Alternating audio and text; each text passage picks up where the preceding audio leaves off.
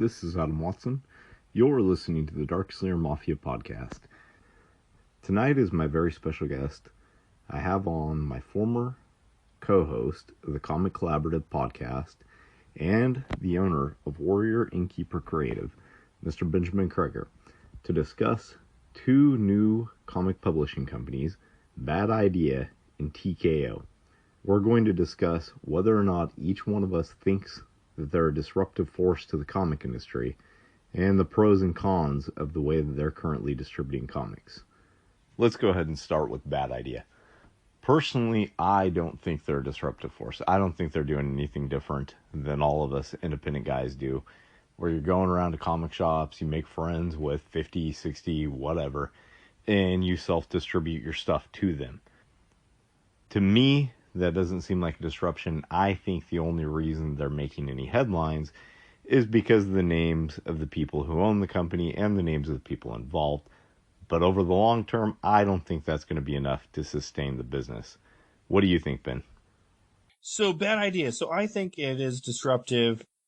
Like you said, they are kind of doing things the way us super indie guys do. You know, we call the LCSs ourselves. We distribute to the stores ourselves. We distribute to the readers ourselves at cons or via internet.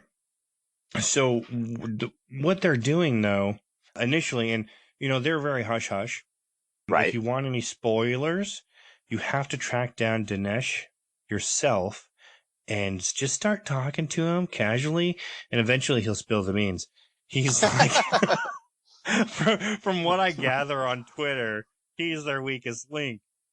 Because there's the guy, I don't know exactly who exactly it is, but on social media, he goes by Bad News Bobby. Okay. I'm not sure which one it is, but he's always chastising Dinesh for giving away spoilers, or he's like jumping in and editing videos where Shyam Dasani said something that was too early to announce. So one of the things, so maybe they're not quite as disruptive, except that they are doing something that goes along with their theme of Bad Idea, because initially it seems kind of crazy to be only releasing the comics to LCSs. They are not selling it anywhere else. Right. They said they're not going to do trades. They said they're not going to do digital. And initially they're only going to do 20 comic shops. Now, that number has thus far been inflated to 50, but not all 50 comic shops have actually, if I'm up to date on this, they haven't actually signed on all yet. They have several. Yeah, from what I understood, they had said in the initial press release that they were going to start out with 20, and by X time, and I'm not sure exactly what the time was supposed to be, it would be switched up to being 50 shops. But it just kind of seemed to me like that was kind of a, this is what we're hoping to do sort of thing, you know? It was. That's exactly what it was. It was like they were being very cautious with that estimate of 20. Since then, they discovered the popularity. A lot of people talk on the Bad Idea Facebook page about how much they want these books, because in addition to only being sold at local comic shops, they also have a one comic per person, per customer. Right. And they only want to go with shops that stick with that. Only shops that stick with that. Yeah, they have these rules that these shops, if they're going to sell their books, they have to follow these rules. So they're initially creating quite some scarcity. Right. On top of that, their books are what they call prestige format. So they're printing them at the highest quality they can for the cover price of $3.99. This has people both excited and a little nervous. And that is coming from, you know, they really want these books because they're being created by some of the best creators, and not just well-known creators, but the best creators in the industry today. Like Jeff Lemire is definitely one of those top tier guys, in my opinion. Jeff Joshua Lemire is a Dysart, top tier guy, but I don't see him as somebody that a whole lot of people are going to be traveling across state lines to pick up an issue from. I mean, to say he's top tier, okay, but how many copies does Jeff Lemire's name legitimately sell?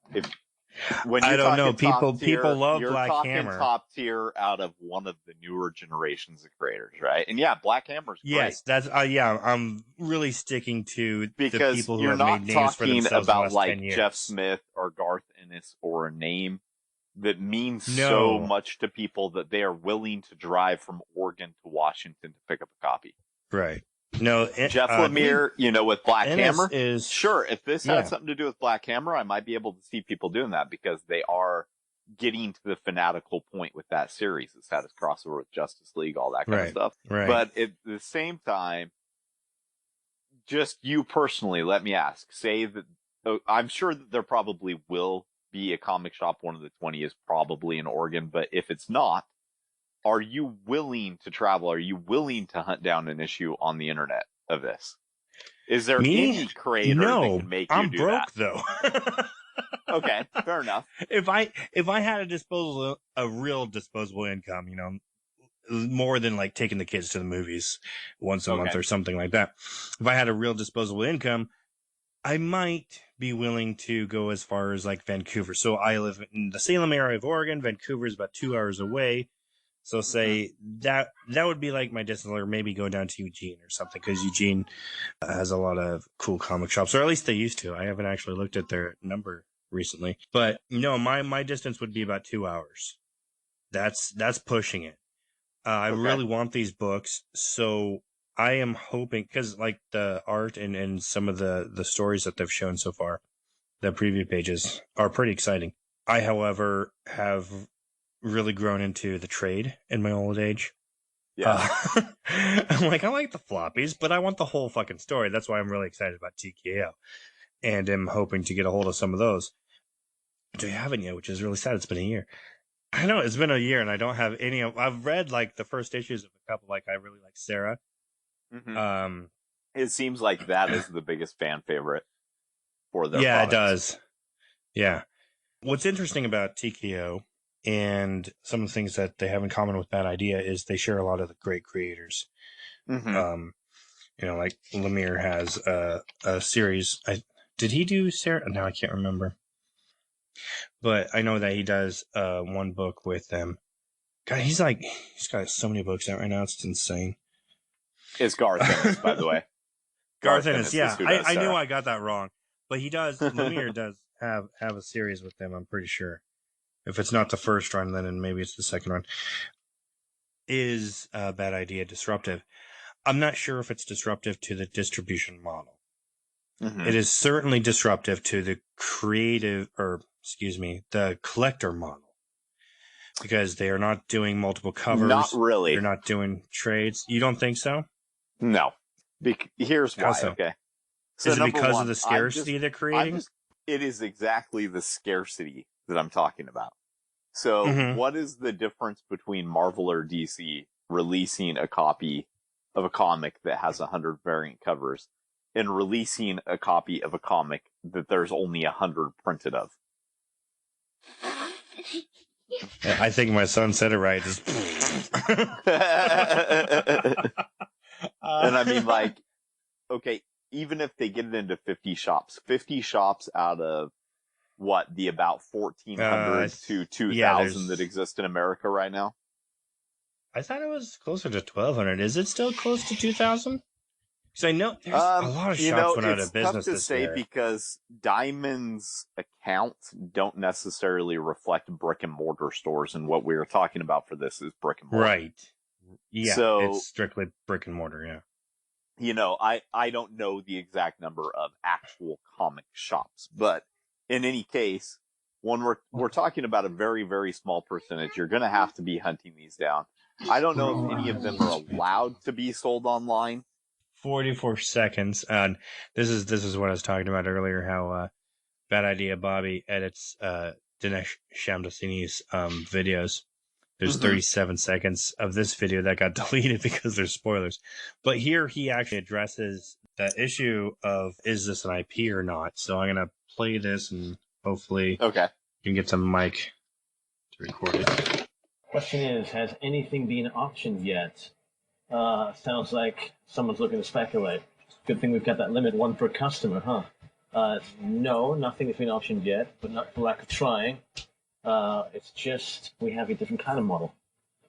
Something that we'll reveal very much down the road. But I can tease a little bit. I can tell you that Hunter Goranson and I spent the last 2 years building a film and TV company by the name of Hive Mind, which did a number of things recently. Bloodshot movie coming out pretty soon. The Witcher. We've been working with some super talented people like James Wan and James Gunn. And we've got a... So I don't know if that really answers the question. It just starts over. It's I don't know not if a that really question answers to the me. question. It's a statement that I am making. I am straight up making the statement that this is nothing more than a licensing play. And the whole little... It does feel that way, doesn't it? Good thing there's a limit 1 per customer thing is complete bullshit, and I'll tell you why, okay? If it goes into Things from Another World, say, in Gladstone, and they say limit 1 per customer, blah, blah, blah, that's only so good, and I understand that they want the people who are, going to sign some sort of agreement stating that they're only going to sell 1 to each customer, yada, yada, yada. But that doesn't do any good whatsoever. If the clerks go on lunch, there's all kinds of different things. Like the volunteer workers that won't follow the rules, they'll like stash some for not even the volunteer workers. I mean, say that you're just hanging out in a comic shop, or you go in there and then you stop back by. You go in there on your way to work and you stop back by on your way back from work. Do you really think that the comic shop owners have nothing better to do than remember if somebody bought 1 copy of this comic already? Yeah, exactly. What comic shop owner is actually going to adhere to this? So it might be a thing to where, some speculator comes up with 2 copies and they're like, oh, I'm sorry, we can only sell you 1. That I can believe, right? Right. But if I go in there over multiple days and these things are sitting on the shelves, there is no way a comic retailer isn't going to sell them to me multiple days in a row. No way. Not going to happen. Yeah, because that'll be interesting to see. Why would they say no to money? Adhering to not letting someone purchase one more than 1 copy at a time, that I can believe. But I do not believe that they're just going to say, oh, I'm sorry, you were here 3 days ago, and for some reason I remember that you bought this very independent comic. You know what I mean? Yeah. It's a bad idea. I think that's the point, though. I think this initial release is, it feels to me like more of a marketing play, that they do want to disrupt the distribution model on a wide scale. And they're doing that by borrowing from the indies and, just saying, look, we have a limited run. We're selling this, 1 per person because we're not printing a bunch. But it does feel like an IP grab. And I personally don't have a problem with that. But I know you've kind of expressed that in the past. Well, but it depends with what you're talking about. You're talking about a conversation I had with another comic creator at Crypticon, where they told me they weren't creating comics because of any love for the medium whatsoever. They were creating it simply to try and get licensing money for a movie, right? That's what you're talking about. Yeah. That is completely different than saying... I have a defense for them, though, because I've become friends with them. I don't care who you're friends with. There's no defense for that. I think they were just... I don't think they were comfortable with being geeks. And I say that because of how they revealed themselves to the comic industry. They're like, oh, we made a comic. It's so geeky. I'm embarrassed. And I kind of get that. I mean, there was a time when being a geek was scary. We weren't allowed to really indulge ourselves like we are now. I have a response to that. You have stated before that you believed that the one guy was actually a comic fan and the other guy who was that one who actually talked to me was not, right? Yes. Well, that may be believable. That might be believable. Okay. But I would point you to the interview that they did with Casey Okupe's TV show. Oh, I didn't see that. I haven't seen that. He asks them what influence they had in the comic industry, right? And they are sitting there going, and then after several minutes are coming up with movies. And he's like, well, that's great. Those are movies. But what comic creators influenced you, right? They couldn't name a single solitary comic creator. Not okay, I'm going to have to one. watch that, and then I'll give them shit for it. So here's That's the fair. simplistic fact, though. That comic, and I'm not going to do the service of actually naming it, but that comic was bad. It had really. bad I thought it was writing. Well, it's B movie fun. No, it wasn't. I watch a lot of B-rate horror movies. No, it wouldn't even classify as B-rate horror movie.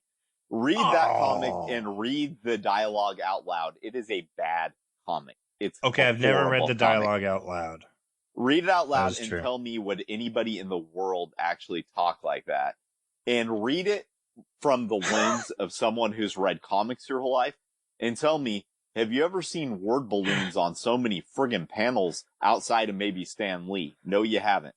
So I don't know, maybe my comics. You do put a lot of word balloons in. That's no lie. I'm learning how to cut back, but yeah. So in any case, okay. The problem I have with that isn't the fact that those two guys are trying to create an IP farm out of their comic, right? The problem I have is that they did it with no love for the comic.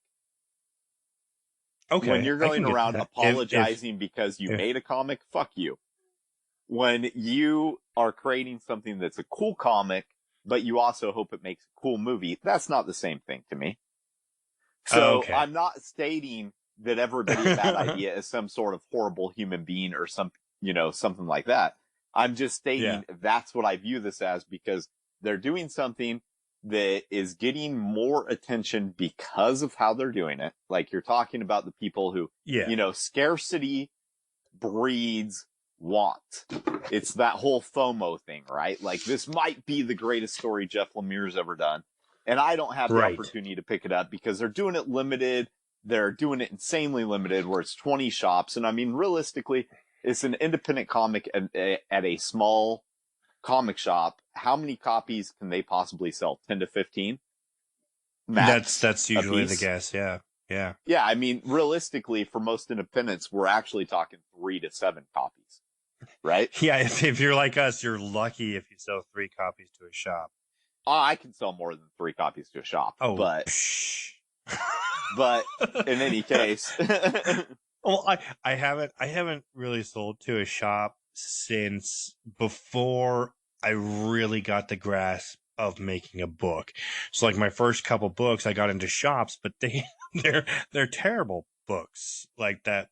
I fixed them. So like the new editions I'm happy with, but the ones that I actually sold to shops or did, what's that? A commission, which I've never seen a dime from those. I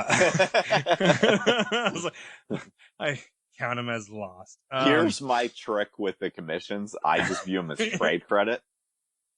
Okay. That's actually, I should probably do that next time. I go into those thinking of trade credit, right? And when I go into the shop, I'm like, hey, how many copies have you sold? And they tell me.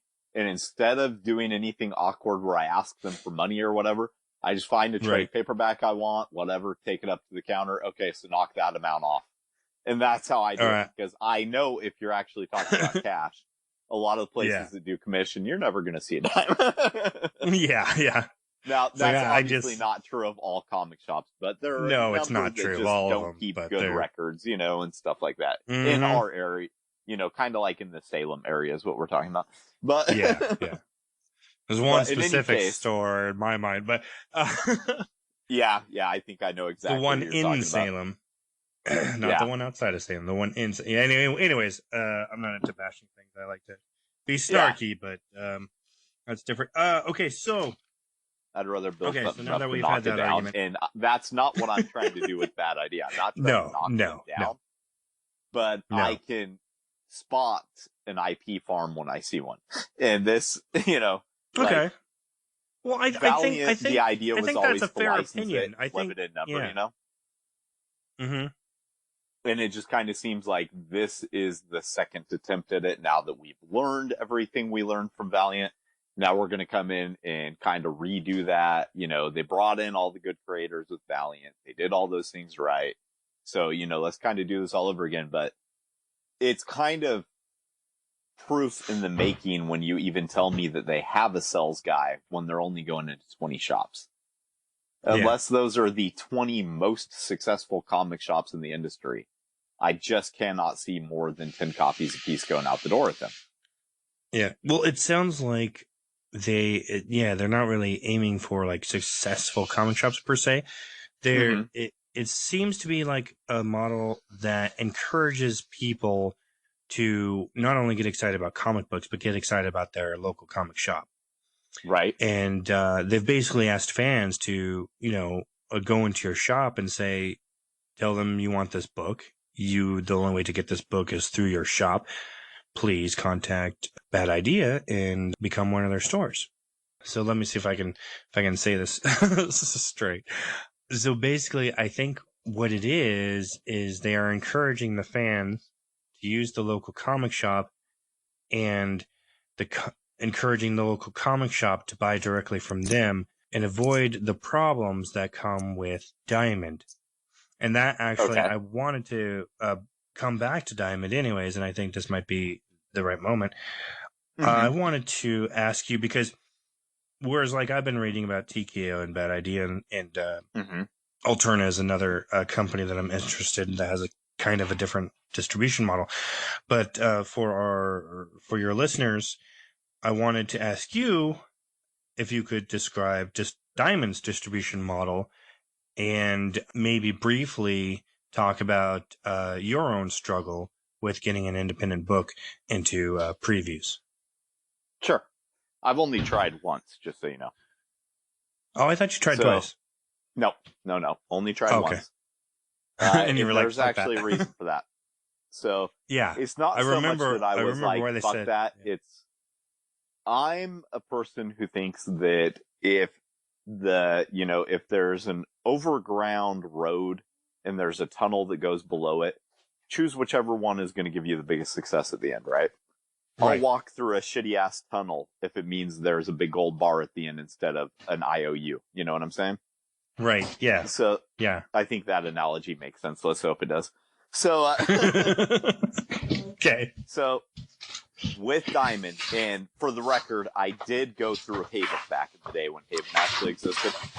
Oh yeah, I remember Haven. Yeah, that was a shame that they fell apart. It really was not. That's the thing. You don't think so? No. Okay, you didn't here, go I'll with say it. this. It's a shame the idea of Haven didn't work. Okay. Because I think what they presented was pretty cool. What actually happened was, to be nice, unfortunate. Okay. I'm sure you actually dealt with them, so you don't have to be nice. Anyways, no. When they closed down and I called them up and said, you got to send me my comics back, the guy straight up told me they're in one of the 50 piles around here. Did you never get them back? No, I made them cash me out instead. Oh. Haven was nothing more than a 2-man operation ever. Yeah, and, I knew it wasn't big. I don't believe that it matters how many employees you have. I think it matters what type of business you do, right? And they were unorganized as could be. There was no organization for that company at all. Like, they asked you to send in something to submit to them, right? And you send it in, you'd go weeks and weeks and weeks. I called them and said, have you got this, yada, yada. He actually stood there and looked through the mail pile with me on the phone to find my submission. And wow, then, that's weird. Right? Once I got my titles listed in there, Ghost Assassin and Chronicles Von Helsing were both in Haven at one point in time, right? Yeah. There were actually shops that had ordered both. I was not aware that my titles were in any shops up until the day they closed. So they didn't send you like a list of what places your book was in, or how many you, or even the fact that I had sold. Books. Had I not called them and threatened litigation, I never would have even found out that I had sold comics to comic shops using them. So they didn't keep records? I'm not saying they didn't keep records. I'm saying they did not. You just aren't aware of with it. Publishers. Mm. So, as for Right. how I would describe Diamond, though, Diamond is a great system for the pre-existing big companies. It was started by Steve Geppi. I'm not actually sure how to say Steve's last name. I think it's Geppi. Is it Geppi? Sure. Okay. I watched an interview 4 years ago, and they pronounced it correctly, and I tried to remember it, but my brain don't work. I'm going to say it's Steve Geppi, and Geppi, go for it. The problem with it is that it has too much business in reality without any competition. So you think they're overflow? Well, you said they have too much business. They have too much inventory that they can't keep up with, and because they're a monopoly, I'm not saying they have too much inventory. I'm saying because there is too much there's no competition for them. There's no incentive for them to get better.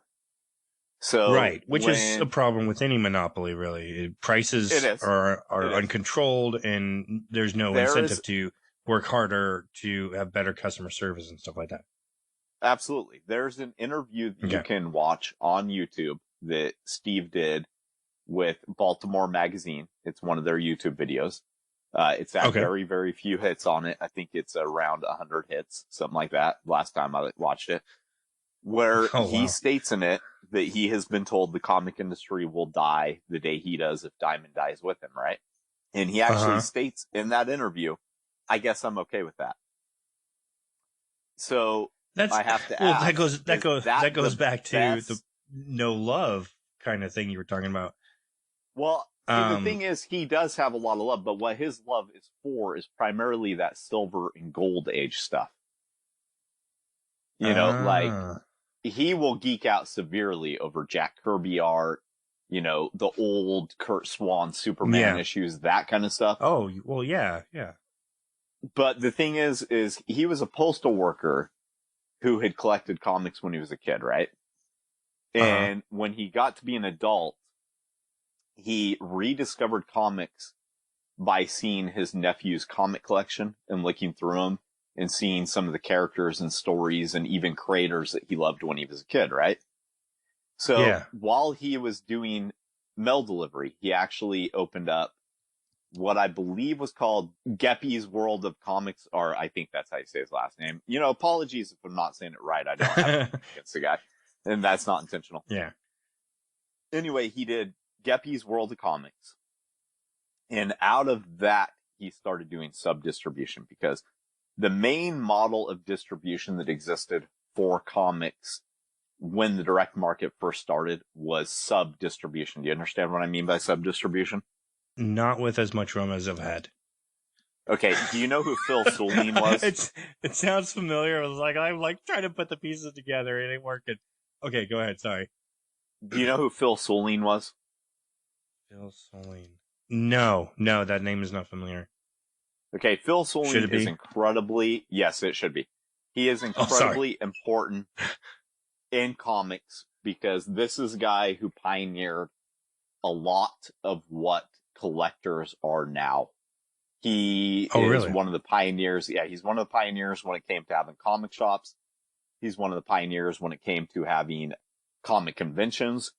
He's a pioneer of comic book grading. He pioneered a lot of that kind of stuff. Yeah, and he's actually a pretty interesting guy. I do recommend looking up some of the more interesting things about him. But anyway, back in the day, Chuck Rosansky, you know that name? Yes. Okay, he owned Mile High Comics, right? And he still does to this day. Chuck went to Jim Shooter, who was the then editor-in-chief of Marvel Comics, right? Yeah. And I know people don't like, Jim Shooter for whatever reason, but man, were comics good under him. So they don't like him because he dresses like a pimp from the 70s. Jim Shooter doesn't. That's Jim Steranko. Oh, yeah. I'm sorry, Jim Shooter. Looks like my uncle from the 70s. He looks like I a had an uncle Disney that member just- of The Sopranos is what he looks like. Yes, that's perfect. Okay, you said it was So, you said an interview with Baltimore Sun. I'm sorry, Baltimore I'm just looking Magazine it up. is what I believe it was. Baltimore Yeah, it's fine. Magazine. Okay. So, and you'll have to watch through the whole Oh, thing I in see order it. to hear Yeah. him say it. Oh, it has So, 1,000 views it's at now. like a party. Oh, okay. Well, that's a lot more than when I found it 2 years ago. Well, So, yeah, it's 8 years old. But yeah. Okay. Right. Anyways, go ahead. So, in any Jim case, Shooter. so Chuck Rosansky goes to Jim Shooter Right. and asks him about distribution because he thinks it's unfair that at the time all these comic shops are getting their comics through Phil Souling, right? Jim Mhm. Shooter has no idea what Chuck Rosansky even means by this direct market thing. He's got no idea what it is, right? So Right. he goes to accounting and he pulls the numbers. And basically what it amounted to is Phil Souling kind of had a backdoor deal going with the people who were distributing the Marvel issues.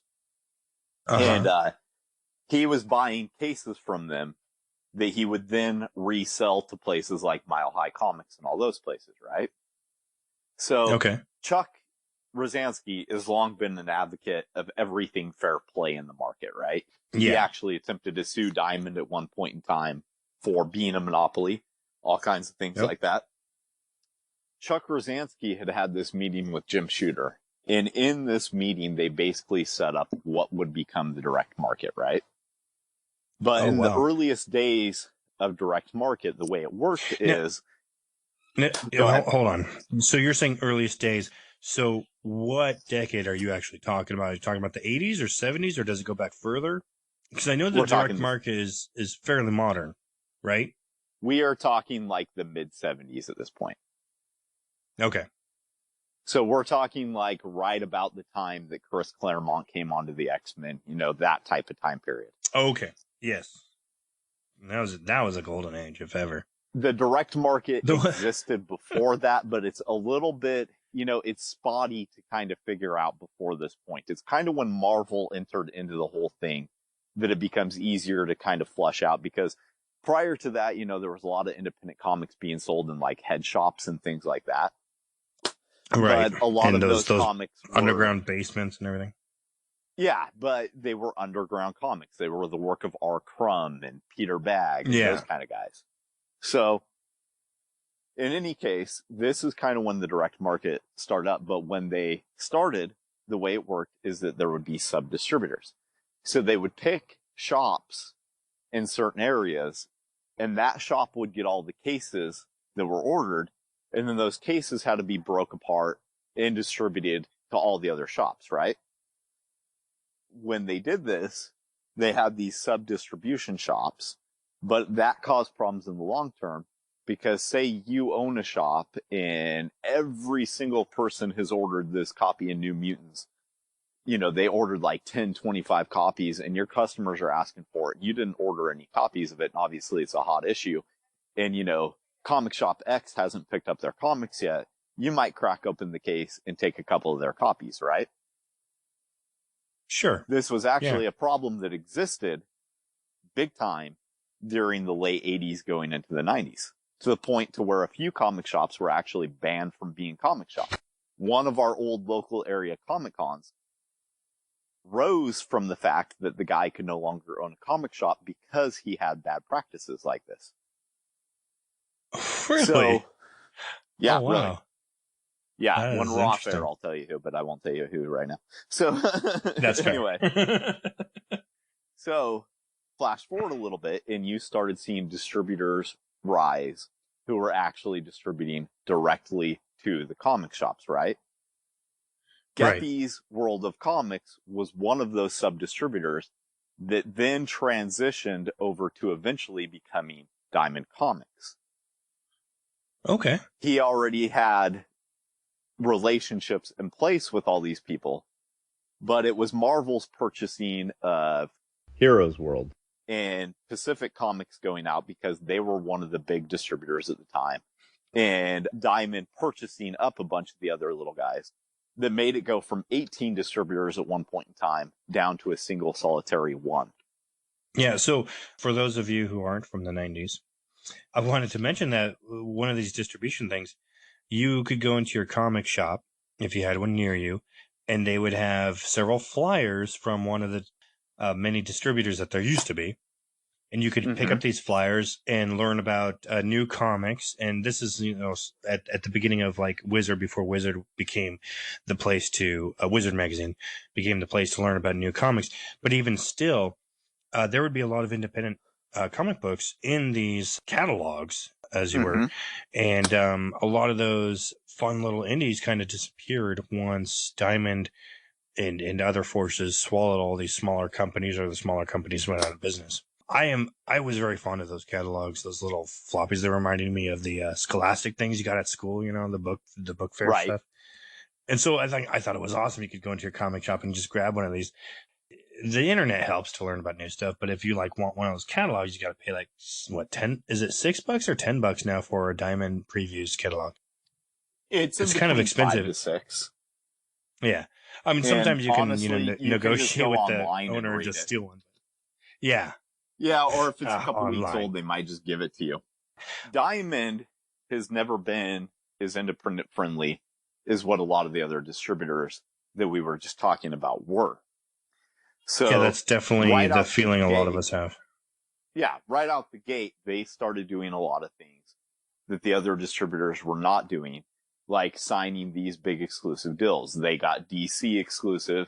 DC signed exclusive to them because they wanted competition for the distributor that Marvel now owns, right?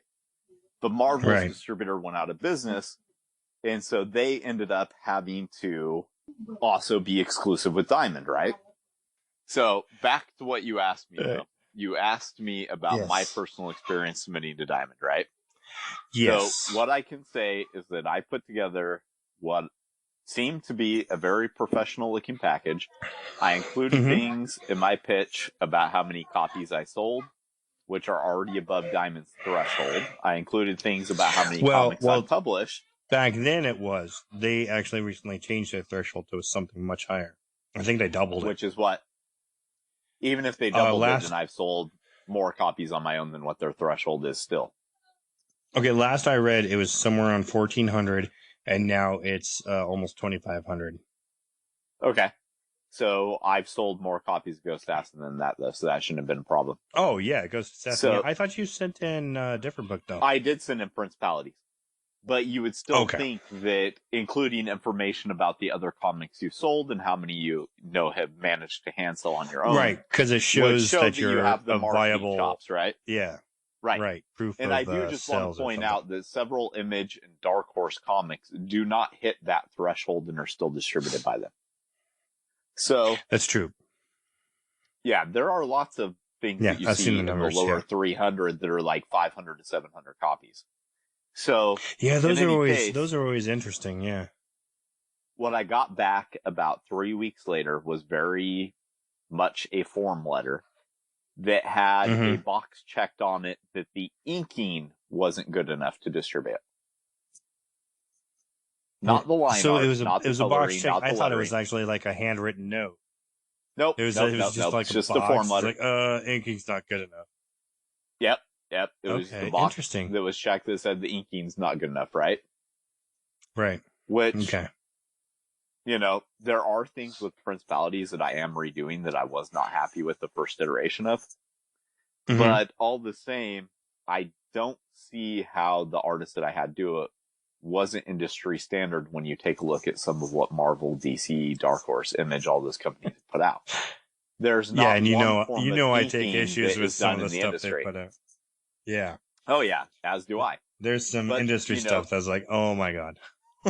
My bookshelves are absolutely overflowing with different art styles, some of which are on the same books, like Elephant Men, for instance, which I'm looking at right now. I think each of those volumes has up to like 5 to 6 artists on, all of which have different styles, all of which are inked differently.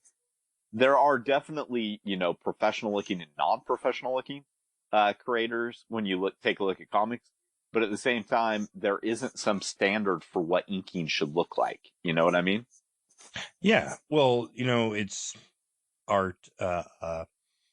Though I think this phrase has some bullshit to it, but it's in the eye of the beholder. Right. There is a certain level of so when you're looking at art, in a comic, you want to see professional, and professional doesn't necessarily mean style. It just means that time was taken to put as much love and emotion in the art as you would expect in any other piece of art, and a lot effort. of in effort, yeah. And so, like, you can get a style that maybe you don't like. Like me personally, I get a lot of backlash for saying I don't like Kirby's style, but I instantly recognized his professionalism and how he created things. I admire his the speed he had and how much he produced. Mm-hmm. And I don't know. I think that's my point. I don't think you should get backlash for saying that there's a creator whose artwork you just don't like. That's not a big deal. It's because of how I have said it in the past. I've since learned how to mention my dislike of his style. But when you go and say, "Oh, Kirby sucks, he's overrated," people get kind of pissed. Oh well, yeah. If you're saying it like that, so it's kind of like when I am at a comic shop and I intentionally incite Star Wars fans. Yes, it's the same thing. Yeah. It's like inciting Kirby fans. It's like, oh, I'm gonna get this Kirby fan. I'm gonna get him so rankled. I've toned down a bit my older age. Yeah. I like to do that with Star Wars fans at times. So yeah. I know. Phantom Menace was awesome. Oh, don't get me started on what a great character Jar Jar Binks is, because that's the one that always makes their heads turn the most. Oh, you're killing me, dude. Okay. Yeah, so they rejected your book. And it doesn't matter if I believe it or not, because I can say it. It doesn't. Yeah. It's like they don't even take into consideration the satirical way you're delivering it. Right. So they rejected your book on inking premise. So do you looking back, do you agree with that assessment? Just real quick. Okay. No. Continue then, I guess. I don't know. Think that there could have been plenty other things that they could have picked apart in that story had they wanted to. To decide it was the inking was nothing. I don't even know that they ever actually looked at the submission. That's what I think. I think that it was that's bothersome, though. Exactly. Like you put all this effort into it and you want to sell it, and this distributor, which is currently the main only way to just get your comic book out there, to the larger extent where you can like maybe make a profit on it, or at the very least earn enough to make the next one. Distributor. Yeah, and they don't feel like taking the time to look at it. Now, is that because maybe they get too many submissions of maybe books that aren't quite on the professional level yet? So maybe they discard some of these other indies, just because they kind of like lump them all together. I think that's kind of a twofold thing. It's kind of a thing to what I'm saying. Their catalog is already the size of a phone book every month, right? Yeah, it is. It's a big. Previews is a huge book. One more publisher adding one more title means there is another person that they have to have taking up the time of their reps, and it's all because they're the only distributor there is. If you want to be picky and gatekeep what goes through your company, that's fine. It's your company. I'm not going to tell you that you have to take my title. You don't. But the reality is that when we only have one company doing this form of distribution, that means it's gatekeeping the entire industry. That's where the problem comes in. It's not that Diamond themselves are doing it. It's that Diamond is just by themselves. That's the problem. So Diamond, in my opinion, likes to make collectible or likes to distribute collectibles more than they do comics.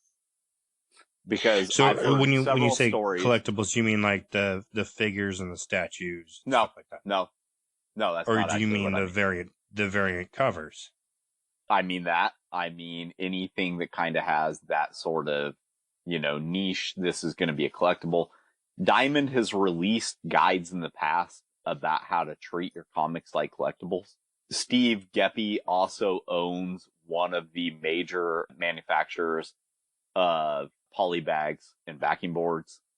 Oh, really? Now, yeah, I know he at least co-owns or he publishes Overstreet Price Guide.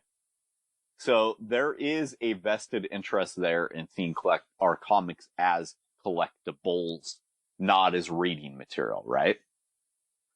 When we don't have any other options, or at least it doesn't seem like we do. Obviously, when you do like trade paperbacks and stuff like that, you can use standard book distributors. But yeah, for single solitary, comics, I hate the term, for the but, classic the term monthly. that people, for the classic monthly, that's a much better term than floppy. It is a better term than floppy. Yeah, me too.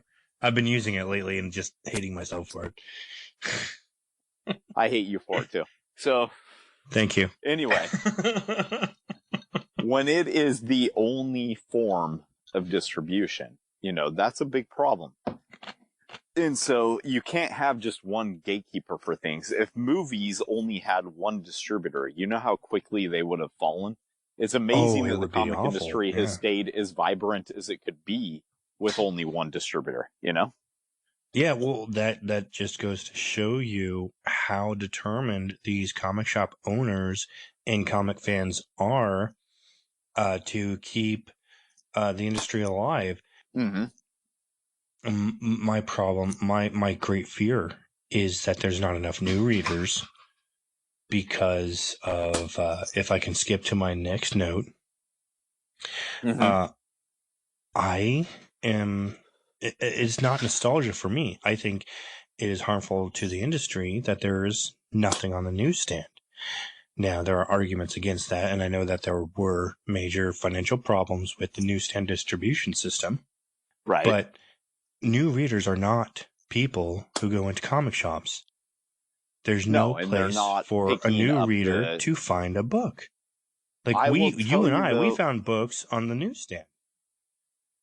Yes, but I will state a few things there, okay? Number one. Yes, please.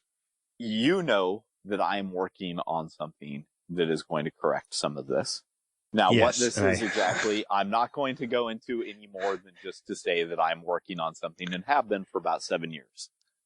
I actually have a question regarding that, but that's next. Okay, regarding newsstand. Pause that for a minute. The other thing I'm going to say is that what a lot of the fear of not breeding new readers seems to be, is specifically with the comic shops. And in my opinion, the shops that are likely to go out are the shops that are specifically Marvel and DC hubs. Yeah. Because when we talk about not breeding new readers, what we're actually talking about is not breeding new Marvel and DC readers. Go to a library signing, have a talk with kids, and see what they're reading. I bet you they're reading Dogman. They're reading Dogman, Captain Underpants. Yes. Diary of a Wimpy Kid is a huge hit here in this house. Yeah. Mo Williams. Mine as well. Yeah. And, my kids it's not Marvel and DC. Over to Bone and not Diary of a Wimpy Kid, Bone and Usagi Yojimbo and, all of those type of books. And a lot of kids are getting into these, and with the Netflix shows coming up for Bone, for Usagi, for all these kind of things. Oh my God. I am just I'm biting at the bit for that show. I've been waiting ever since I finished the trade. And this is back, the black and white trade. I was like, oh my God. So that's will the standard superhero reader fall off as the generations go on? Probably. But I think so. I think they've had 100 years. Started with, it's what the modern industry has been, right? Yeah, I think that's fair to say. I don't think that comics as a medium are going away, but when I take my kids to the comic shop, they have very little interest in Spider-Man and things like that. And you know why? Because they can watch it as a movie already. They don't need to read it. as a comic because, Well, unlike us, they're they not weren't being written for introduced to young it as a people comic. anymore. They're Mhm. not, number one. Number two, they didn't get introduced to the character the same way we did. You Right, read the X-Men in comic form and then watched the animated series and then the movie, so on and so forth. It's not the same with them. Right. So a certain percentage of them will transition over into reading these books. Like the Ultimate line was successful in getting new readers. I do know a lot of 20-some-year-olds who came into comics reading Ultimate Spider-Man, Ultimate X-Men. There was success in that. It was good. It was a good run up until it got really weird. But no, I loved that first year of the Ultimates was really exciting. And last year I rediscovered well, it was we were just saying we don't like floppy term, but it was like an oversized floppy, and it had the first 3 or 4 issues in it. I think I'm sure you know what I'm talking about. Marvel must-haves. It's a Marvel must-haves. Oh, okay. And I reread that, and I was like, this holds up, which you can't always say about a comic from, the 90s or the aughts. A lot of them suffered from, I don't know, lack of character building, the dialogue was really cheesy.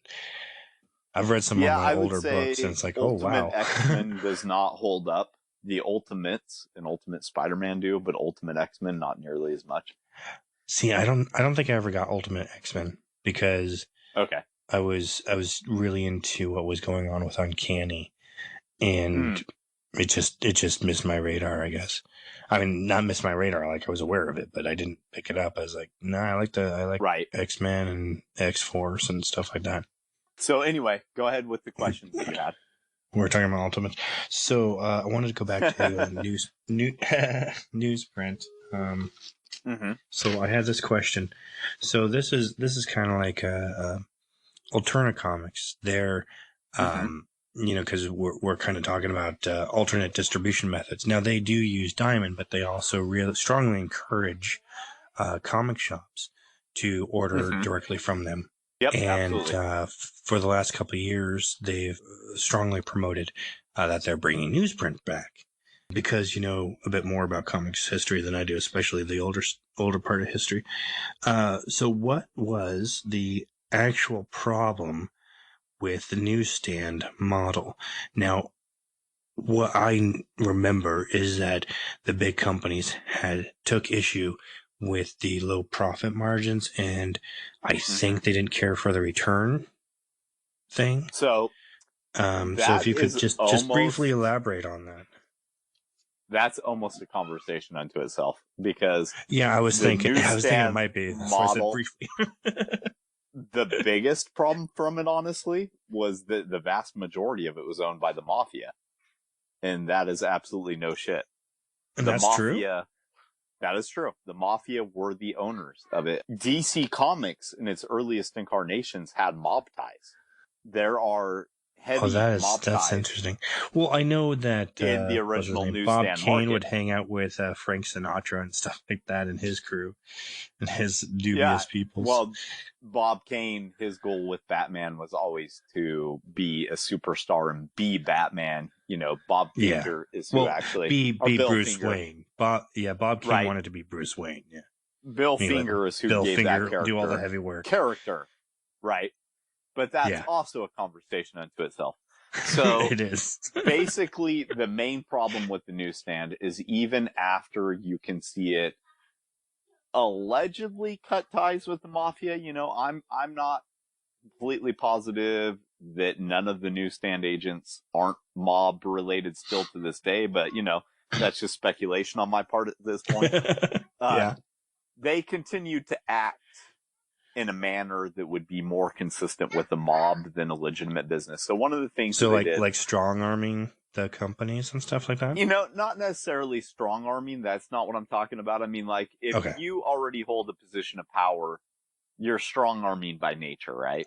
So yes, one of the things that they started doing is in the early days, or not in the early days, in like the 70s, they were not making the newsstand agents actually return the books. They could instead do what was called a cover strip. where I they just remember ripped that off actually. the cover and sent that back for credit. I got some free comics back in the day that had stripped covers. Well, see, the thing is that those same newsstand agencies were just selling the coverless copies for a reduced price, right? You started seeing these newsstand agents do what were called cover strips, and then they would sell those issues for a cheaper price, right? Well, over time, that got more excessive. So cover strips became logo strips, where they were just cutting off the top part of the front cover and sending them the logos. And then eventually that became affidavits. So instead of even stripping a cover and even sending that much back, what they were doing is filling out affidavits of how many copies they sold. So if you're Marvel or DC, or, there were other companies that went through the newsstand too, but we'll just kind of focus on them because they were obviously... was one. Archie is still one that's on the newsstands to this day. But you can only in Archie's those mini digests. Trades or whatever you call it. Digests. Yeah, there we go. Yeah, but that's because they have a grandfathered in clause with those particular distributors. So Archie goes. If I'm not mistaken, Archie goes through cable distribution, and they actually own a permanent slot with cable at the checkout stand for those digests. They bought it a long time ago, and it's been grandfathered in. So they'd be a fool to ever quit producing those. But in any case, they eventually start doing these affidavits. Well, if you're a company that's sending out 1 million issues a month through the newsstand, and you're getting affidavits back saying 750,000 never sold, and you're only getting paid for 250,000, and you don't have the 750,000 copies you printed, then that's pretty problematic, right? So agree, yeah. That, in essence, is kind of what took down the newsstand to begin with. It wasn't something that was really made for comics, and these newsstand distributors saw a place where they could be predatory, and they became predatory. So, they couldn't do it with Cosmo or Time or any of these companies that had these big slots who paid for these slotting fees, but they could do it with these small comic companies that they could kind of kick around, Yeah, that makes sense. Well, the comic companies aren't small anymore. Well, no, at least DC not. And Marvel aren't, but okay, so I'm running out of time, and but we're definitely running out of time on this too. I wanted to just end since my main topic that I brought to you was distribution. So, and you talked about something that you're working on. So, to end this, I thought maybe we could discuss what you feel the future of comic distribution is. Not the industry itself necessarily, but specifically the distribution. And maybe touch a little bit on digital distribution, because I know there's been the younger people who read comics outside of, the web comics they follow. They aren't so much interested in digital comics. No, they're not. They're not. So what do you think? The younger readers future... that I know want physical exactly. And the ones because it's more fun. So where do you see this distribution model? You look at your phone for everything all day long. Oh, it's annoying. You look at your phone, you look at your tablet, you look at your computer screen. You don't want to read comics that way. We don't as adults, and they don't as kids, Like, I understand it if you read 500 friggin' titles a month and don't want them taking up all the space in your house. But as far as where that's digital's going, that's different, I don't see digital doing anything differently than it has always done. It's not a disruptive force. It's a promotional tool. I have always used my digital titles as a marketing tool. That is what they're best used for. It costs you nothing to give out the first issue of your comic for free if you do it digitally. Maybe the web. Well, I guess it'd take that up. Yeah. But I think that's what TKO's thing is, where you can read the first issue for free. That way you're not taking a risk on a new series necessarily. And then their comics are on the unlimited version, right? Yeah. You should always give at least one issue out for free digitally, because why not? It's great marketing. Exactly. Bone number 1 has been free on the Comixology app, I think, since the introduction of Comixology. Oh, I did not know that. 'Cause I've always had the hard copy. copy. It's one of the freebie titles on there. Atomic Awesome. Robo is a freebie copy on there. You know, I've never actually paid for a comic on Comixology and never will. I don't buy comics, Yeah, neither. but I have downloaded the free issues. So anyway, where I think digital is going is, I think at best it's a passive income, but I think what it really just needs to be looked at as is that it is a marketing tool, and it's a great marketing tool when used effectively. And it's an absolute shit one when someone doesn't use it well. You know, I'm looking at like Drill Bent Comics. You know, Mark Wade's. Yeah, that was an Drill Bent interesting Comics experiment. I always saw Thrillbent as an experiment, as like, well, let's try something different. And, okay, I'm not trying to be disrespectful, but to me, it came across as an old man who had just discovered technology for the first time.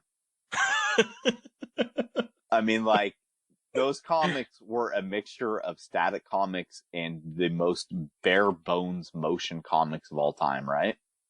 And it's kind of like motion comics have existed since the mid 90s. And it was like all of a sudden this guy who's, 15 years older than us found out computers could do this thing he didn't know they could do before. It was like, I'm going to base a whole model of comics around that. Bad idea. Bad idea. We didn't watch the motion comics in the 90s. We're not going to read the motion comics in the 2000s, you know? So yeah, I have motion comics on DVD from the 90s. I think they're horrible. I watched well, no, it was from the aughts. It was the Buffy Vampire Slayer season 8. Oh yeah. Which actually wasn't terrible. But the X-Men one Dark I have Horse, was they put awful. some work into that. They actually did TV advertisements and everything for that. But where I see distribution going as a whole is difficult to say without giving up what my plans are. Because I know, some things that are coming up in the future for me personally that I'm going to be able to extend to other people. And let me just state this. I've managed to get my comics in places other comic creators have only dreamed of having them. I've had my comics at tattoo shops. I've had my comics for sale at tattoo conventions. I have bars in my area that use my glasses with Chronicles von Helsing images by Tony Morgan on them. Yeah, I've been in those bars, and that's amazing because one, I'm a huge fan of Tony Morgan's art, and my dream is to one day buy one of his giant paintings. But seeing those cups at the bar is pretty amazing. I think that's outside of the box marketing there. I don't know. Well, everything I do is outside of the box. That's the reality. Well, it has to be for, I think, smaller indie people. You got to. Everybody else focuses so much on social media, right? And I don't have much of a social media imprint. You'll see me post something when I post a new Mini Slingers page. You haven't been doing much. I did. Yeah, you do the Mini Slingers on your story, which I think is really great. I don't have time for it. Who does? I have time to pitch my newest page, stuff like that, but I don't have time to talk about my life. I talk about my life a bit on the podcast, and that's about, what you're going to get. But the thing is that I have been successful in the areas I have been because I've tried to get my comics in these places that no one else is at, right? And I will never think that the proper door to kick down is the one that gives you less distribution. That's why I think this bad idea thing doesn't work for me, is because the whole idea. That's what I was going to ask you. Is it even possible to be sustainable?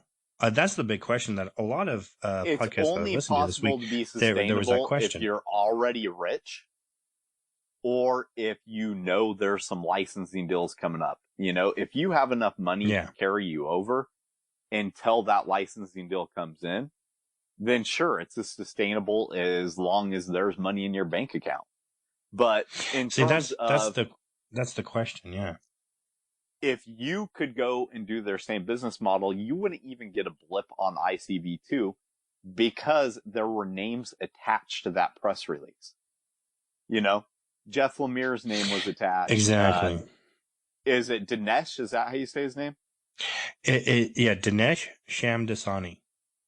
Just the last part of his last name is just like the water. Shamdasani.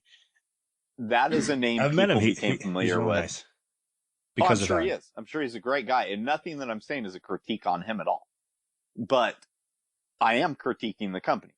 You could not use That's this fair. business model and make it successful with an independent comic company. You couldn't, because unless, of course, you have the connections already that you can call up these artists and writers who already work for you over at Valiant and say, hey, you know, I'm doing this new thing. Can you come do this? And by the way, we're trying to get, you know, movie deals, and you're going to get paid X amount because, you know, they're going to be paying these artists and writers out more money than what these guys are bringing in if these are company owned products. If they're definitely, definitely. I have no doubt they're paying them healthy. Yeah, and they're paying them way healthier than the money that they're going to be bringing back at $3.99 at 20 shops. So where I see the market going is, I can't fully go into that yet because so much of that is contingent on what I am currently doing. But I'm seeing a lot of people. Propriety. There's this word that says exactly what you're saying. Are you talking about proprietary? Okay. Yeah, because you have this information that is specific to what you're designing that you are not ready to share until you're ready to launch the business. But I'm seeing more and more people do things that are branching out. Like, you know, DC's 100-page comics for $5 at Walmart. Those were a good idea. Did they take off the way they want them to? They didn't take off because of where they were placed. They were placed also because they didn't do any real marketing. Don't put them by the gush. If they had placed those comics with the regular magazines, but better yet, next to the DVDs of Justice League and whatnot, it would have been far more successful. And I don't understand why DC didn't consider that, or Walmart didn't consider that. It was probably the price they would have to pay. To get one of those it probably was a money issue, huh? Yeah, probably because you got to fork out $2,000 per store in order to do that. But it was so dumb putting it next to the collectibles and the Pokemon cards, and like that's not where it belongs. It's not at all. But if kids had known that those issues were there for $5 a piece and they were 100 pages, you know. But it comes back again to comics don't advertise outside of comics. So if Marvel and DC want to be incestuous until the day that they are not publishing comics anymore, or they are just simply an IP farm, that's what's going to happen with them. But what I see happening with the overall comic industry is there's a lot of people who are doing very different things that are trying different avenues. You know, I just saw a news story today. There's this new company called Alliance who they bought an end cap at Walmart. Their comics are all going to be on sale at this end cap on Walmart. We'll see how long they last. Hopefully they do. I actually would have liked to have gone into them a little bit too, but you know, I just saw the. I hadn't even heard of them. You're gonna have to. I got tagged share that with me today. On Facebook. Yeah. I definitely will. I got tagged in a post today, and that's fascinating, by my friend Sam Quinton, and he said, "Hey Adam, do you know about this?" This was literally the first time I'd heard anything about them. I also think that's a mistake. If you're already showing pictures of your end caps at Walmart, and this is the first time I'm hearing about it, you've already made a mistake. So because you and I, we are connected on social media to all these different comic outlets, all these comic news places, even the ones we hate. I know I'm connected to a few that, you know, like we got this covered. I still see their shit, right? But you know, I should have heard about this. I heard about that idea. I heard about TKO. I should have heard about it prior to being tagged in a post. Exactly. It should have been something that I should have known about. That should have come across your feed naturally. Yeah, that's interesting. It should have been something they had been advertising all along. But, you know, I'm still interested in checking them out. I don't go into Walmart very often, but if I were in there, I would pick one up to see how it is. Right. But that's the whole thing. Walmart is somewhere accessible. That idea is the exact opposite, right? So it'll be really interesting to see how this all plays out this year. But with this sort of thing, I think you are going to see a rise in more distributors, and it's not just the thing that I'm alluding to that I'm not directly talking about. You know, Peter Samedi has been talking about starting up some form of little distribution system with Alterna, and you know, he they're already no longer has doing partnerships with other indies and stuff like that. Yeah, and they're already doing limited amounts. You know, these kind of partnerships and stuff. And their own distribution to comic shops. Now, they had to pull away from the newsstand. I don't know if you heard that or not. But the whole thing is I saw their prices went up to $1.99. Yeah, and I which think is that still came out of comic shops wanting a little more profit and creators which is wanting a little bit understandable. more. Yeah, but And $1.99, big that's deal. a great price. I don't know. Yeah, exactly. And I like So several the whole of the books. thing Like is, Tinseltown is great. is you go into a library and you see comics everywhere there, right? And everybody who's got Hopefully. all these fears about the comic industry, no, you do. At any library you go into, you see comics there. You see them excited about new graphic novel releases because, you know, they're always like front and center on the new release shelves at every single library I go into. And I go into quite a few just to see what it's like there. You see all these things. The comic industry is not going anywhere, but the comic industry is bigger than what most people think it is, because most people think the comic industry means Marvel and DC, and it doesn't. So Marvel and DC are going places. There's going to be something. I feel it in my bones, as they used to say. The Marvel and DC, they're going to the corporations that own them are going to hurt their comics. They're well, either I think going eventually to something. DC is already doing some shuffling. So it'll be interesting to see what Warner Brothers does, or AT&T, I guess, owns them now. What's going on there? I was hoping to learn something at Emerald City, but it looks like DC is not going to Emerald City this year. So I don't know. We might not hear anything till San Diego. DC, you know, you already have IDW publishing, 5 Marvel titles? Plus they publish some of the Star Wars titles. Yeah, aren't they supposed eventually, to be like doing the prestige type version of Marvel? Like they're like one step better than regular comics or something like that. Isn't that their whole thing? No. I think what they're doing is a kids line of Marvel comics. Are they really? They're doing a kid. Yeah, they're doing a kid-friendly line that has I've been wanting Marvel a kids line for a long time. Yeah. Well, I think they need way more kid lines personally, but the whole thing is, but I don't think they need to be marketed as kid lines. Just make them friendly to kids. You know, like, our comics growing up weren't kids line, but you know, they had the comics code back then. So there were some things. Well, I'm talking about early 90s, not later 90s. It got a little crazy out of hand, but the comics code was still on the book, but it didn't mean anything. But you know, I read a lot of those books when I was younger, and I've looked back at them going, wow, these are like really deep. And I was reading these at like 10. And there's a couple of really good stories out there that still hold up for the most part. Some of the dialogue's cheesy, but it's interesting to see what everyone's doing. And I think you're right. I think IDW may end up with some of the Marvel stuff. I think it's a possibility DC will go the same way eventually, in my opinion. These companies, AT&T's Warner Brothers division and Disney, they don't exist to make a vast majority of content. They exist to make just enough content to get a shit ton of licensing, right? Right. Eventually, I think that's exactly where you're going to see it go. You know, I mean, there's already enough material for Marvel Comics to have movies and TV shows made forever. And they could easily... they could easily keep printing up their prestige format stuff like omnibus editions and stuff like that.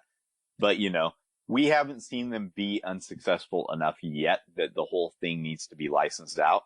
But I think you're getting closer to that era. Personally, I think that, I think we're going to see more and more superheroes get licensed. And honestly, if you had enough money and there was a specific character that you want to do something with, you might be able to license them right now. Who's to say IDW wasn't just the first to try with those Marvel characters, Oh, maybe. Give me Black Suit Spider-Man. Web of Spider-Man. I need to bring that back. Well, that was would a great probably series. cost a really high fee, but say you wanted to work on a character like Slapstick. I can dream of having $1 billion to waste on something like that. Oh, well, Slapstick. Didn't Slapstick, didn't Fred Van Lent, didn't he do a Slapstick series a couple years ago? Yeah, but I still think that they'd let you license the character for much cheaper than what they would the others. I mean, like, if you wanted to resurrect Ravage 2099 under his own title and still have it set in the Marvel 2099 There are a universe. lot of people that really want Ravage back. I can't believe how popular that Disney character is. would probably let you license that for a lot cheaper than they would Spider-Man. Just saying. So yeah. Okay. I'll go for that one. I would never be able to write that. It's so out of I don't know. Maybe I could. It's such an attempt at making writer. Mad Max. Anyway. Are there any other questions or points you wanted to make tonight? This is like an extra long podcast today. Thank you very much for coming on tonight, Ben. It was great having you on, doing a podcast. Yeah, with thanks you for again. having I me. hope that we do that soon.